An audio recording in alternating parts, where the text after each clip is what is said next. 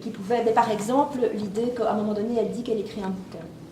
Ah oui, Et je trouvais que c'était complètement inattendu par rapport au délire de l'imaginaire de l'homme qui est un peu enfermé dans son lit, ou en tout cas qui a une vie un peu végétative, alors qu'elle est hyper intense dans son mental, que tout d'un coup, sa femme lui dise j'écris un bouquin.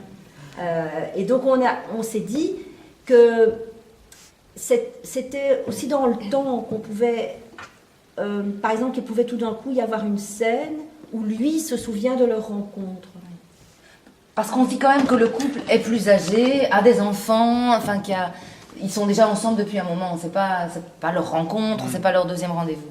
Donc ce genre de scène, ou en tout cas une inspiration, enfin des bouts, peut être lui-même un rêve, enfin elle-même un rêve. Ce genre cette scène peut être une projection, quoi, ou un souvenir.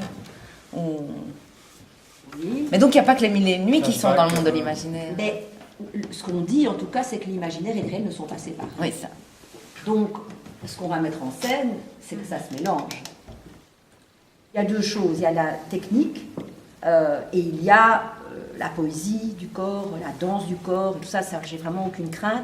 Mais plus je veux aller loin dans la poésie et la danse, plus il faut que techniquement, j'arrive à donner le ton, quoi, que ce soit...